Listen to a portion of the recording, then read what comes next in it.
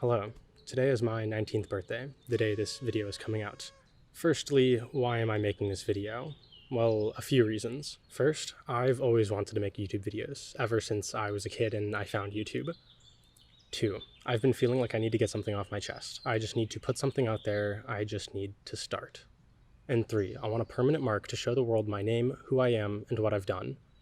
And 4, probably most importantly, a log I can look back on for myself, so then I can see the progress that I'm making as I live and learn.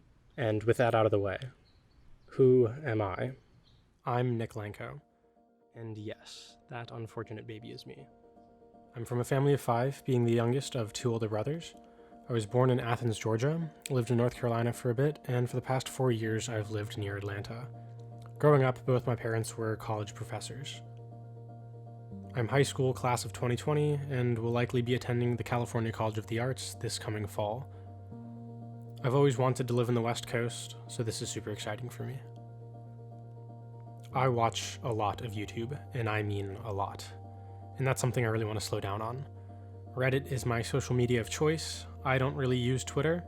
I used Instagram in middle school, but now I only have 1 picture up. I'd like to get around to posting more, but I'd want them to be perfect.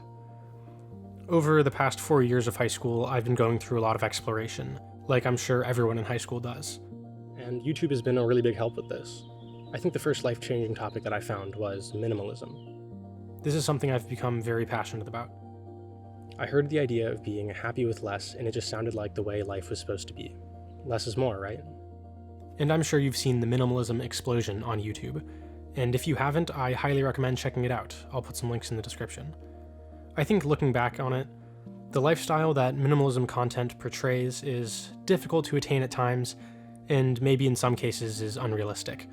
But I think the community is getting much better about not putting out unattainable goals and showing each other that we all make mistakes, and it's about getting back on track when you stray more than anything else. Minimalism led me down so many paths and led me to find so many new things, so it holds a really special place in my heart. I think the natural progression after finding minimalism is asking yourself, what is essential? What is necessary? Minimalism is about having less, living a life based on experiences rather than worldly possessions. Yeah.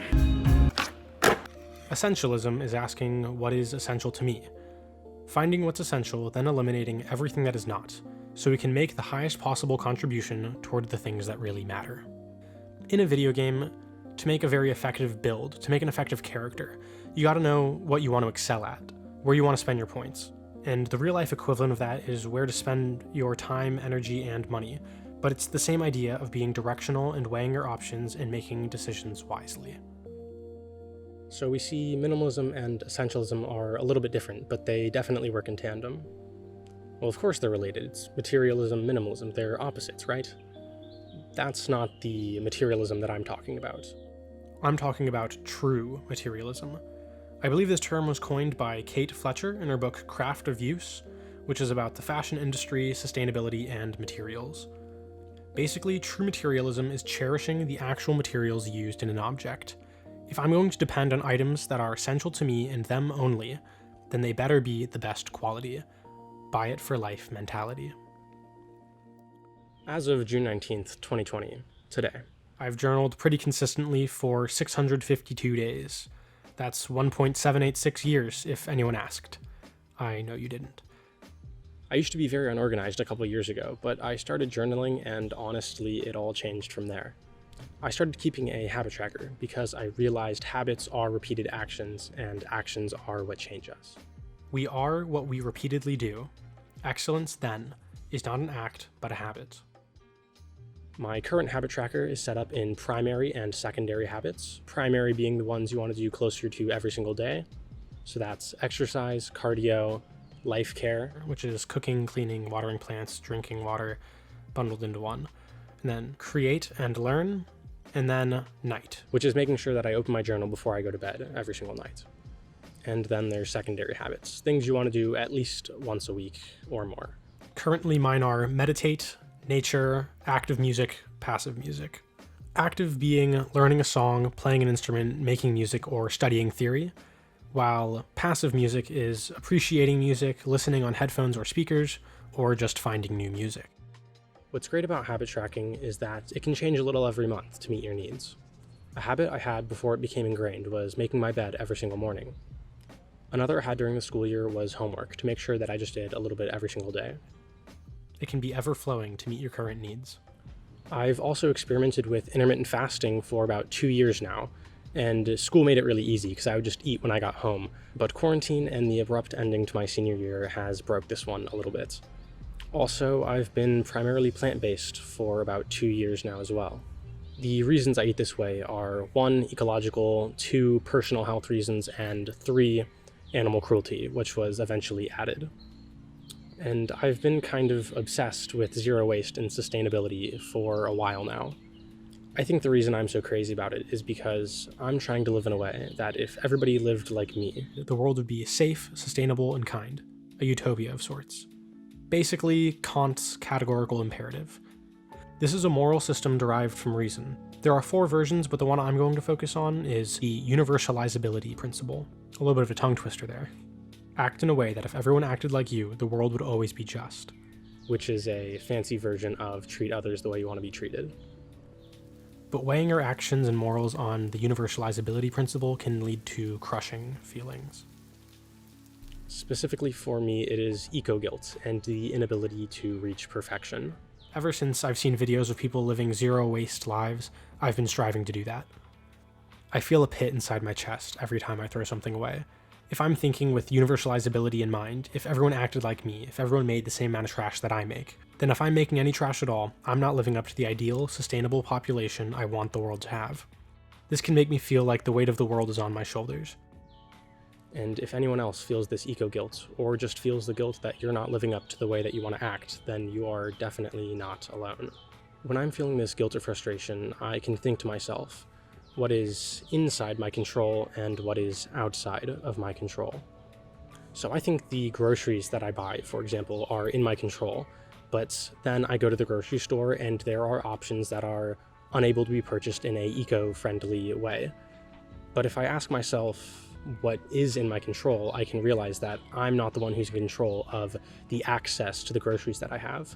I would live close to a refill store if I could, but I can't right now. So I shouldn't let that guilt drive me down. And I should keep in mind that I'm doing my best, and that's really what matters.